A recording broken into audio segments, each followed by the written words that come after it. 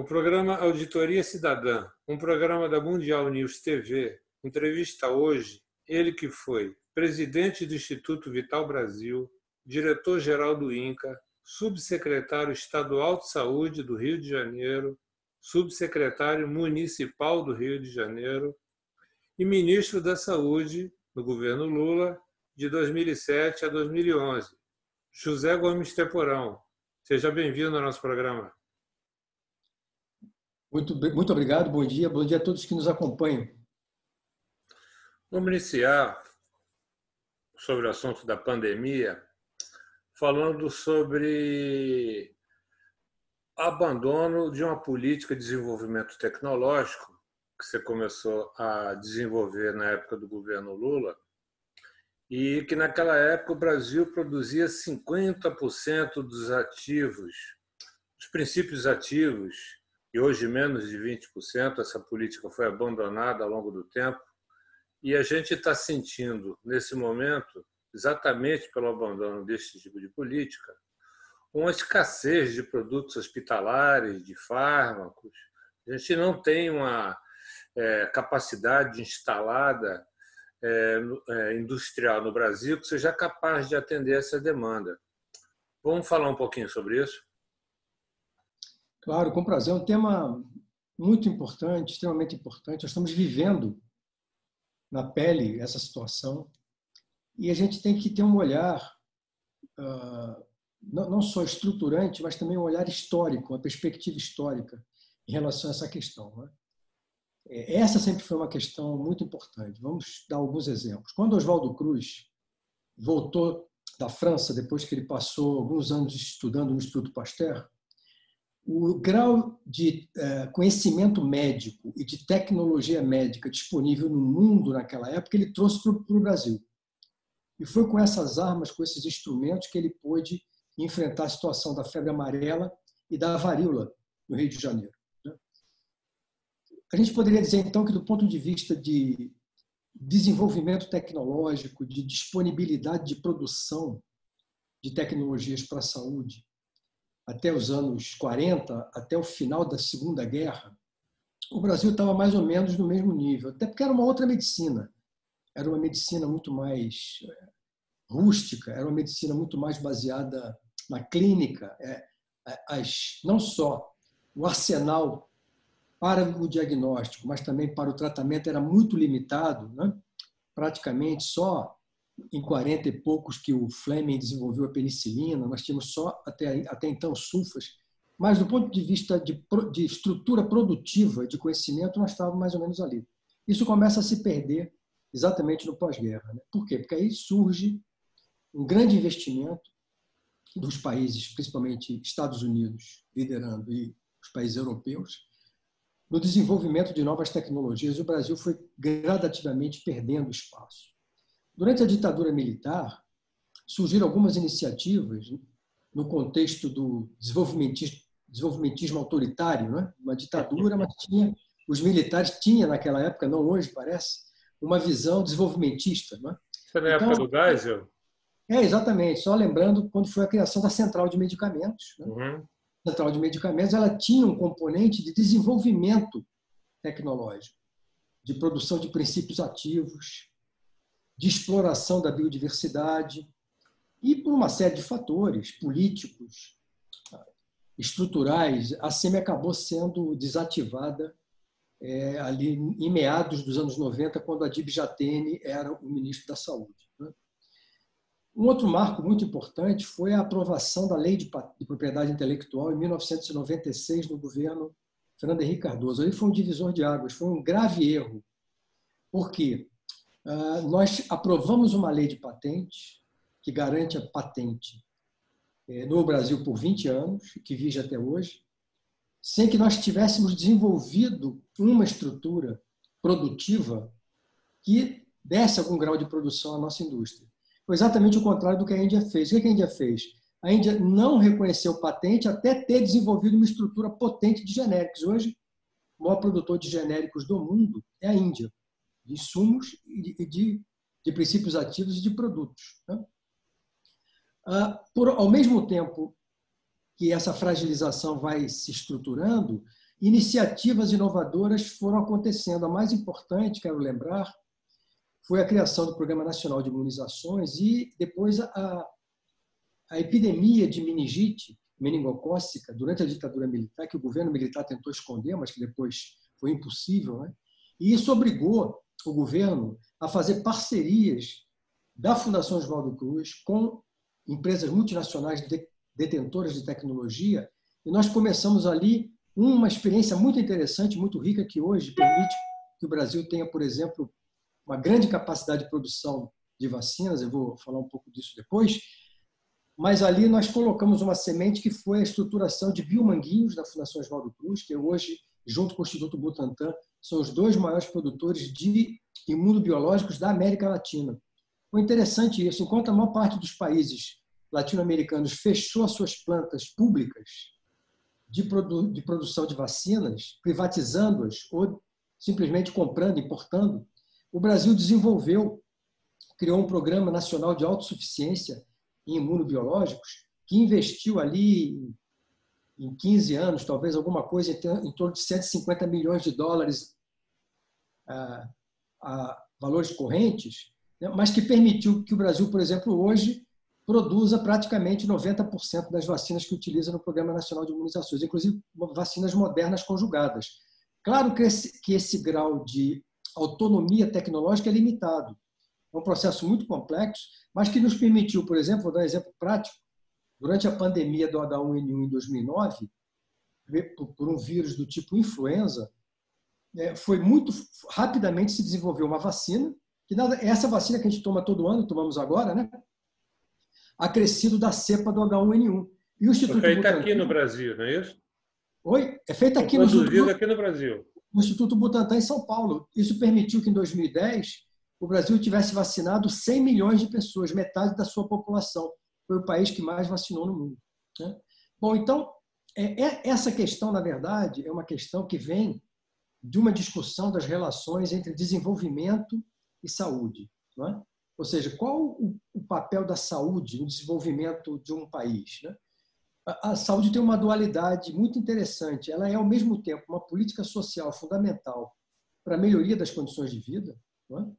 Para que as pessoas vivam melhor, com mais conforto, com mais qualidade de vida, mas ela tem uma outra face que lhe dá essa singularidade, que ela é, ao mesmo tempo, um dos grandes motores econômicos do mundo hoje, não é? Vou dar só uma ideia, quer dizer, saúde, quando a gente soma tudo que foi gasto em saúde no Brasil no ano passado, quando eu falo tudo hospitais, policlínicas, centros de saúde, salário dos profissionais, serviços de manutenção, insumos, medicamentos, equipamentos radiológicos, sistemas de informações, softwares, tudo, não é?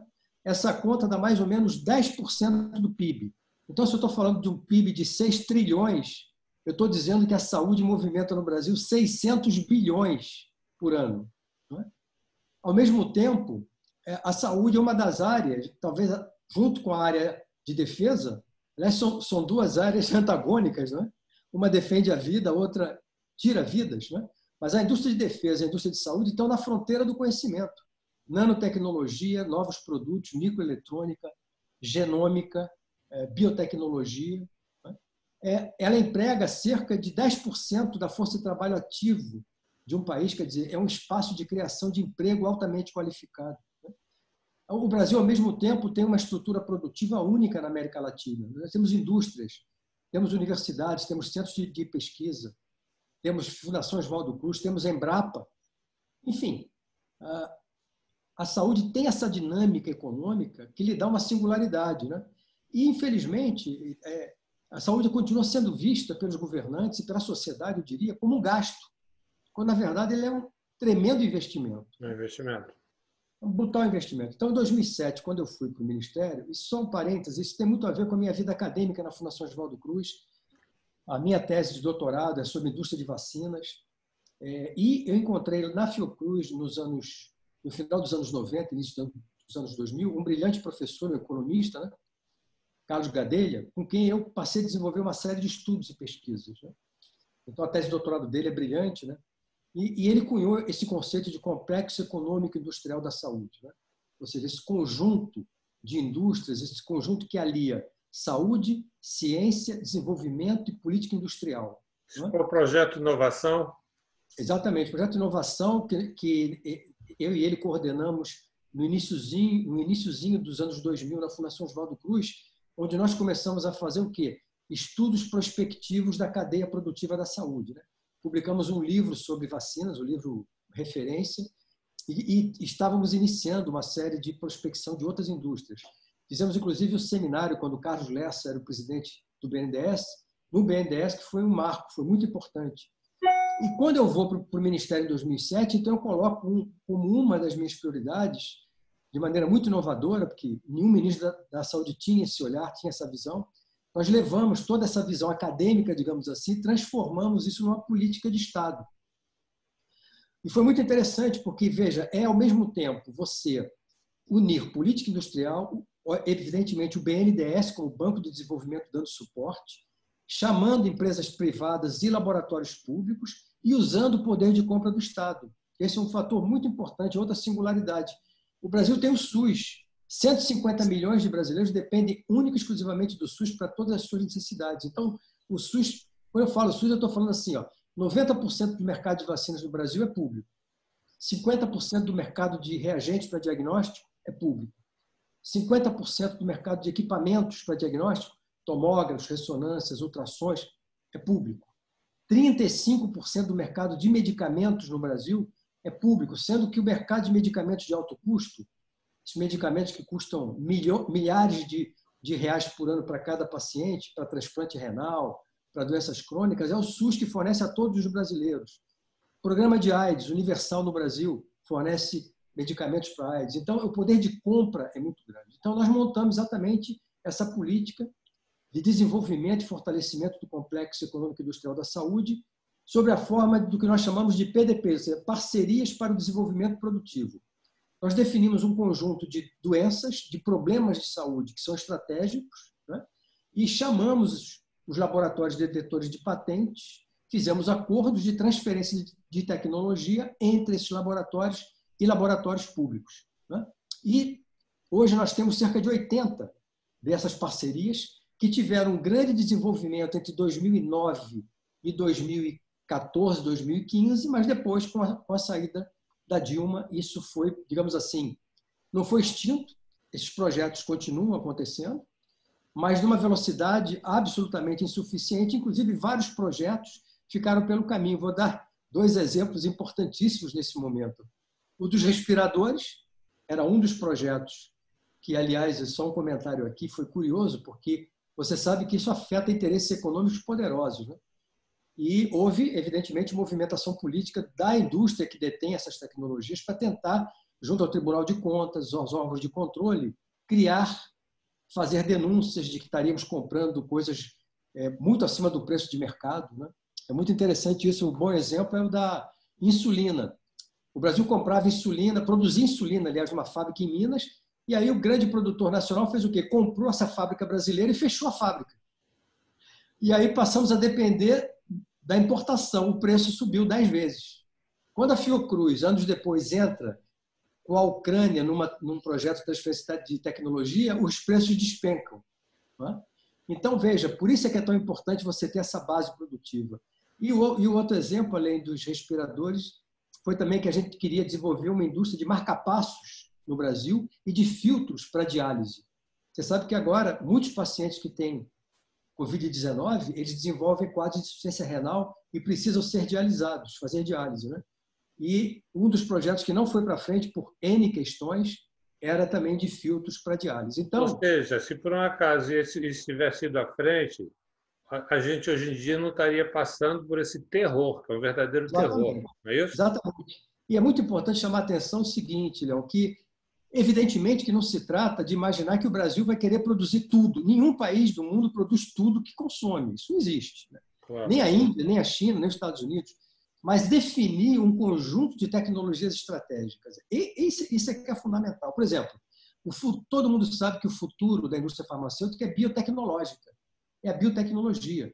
Por isso que nós criamos, foi na minha época que isso começou, 2 empresas de capital nacional com recursos do BNDES para internalizar e produzir bioprodutos para o tratamento do câncer e outras doenças no Brasil.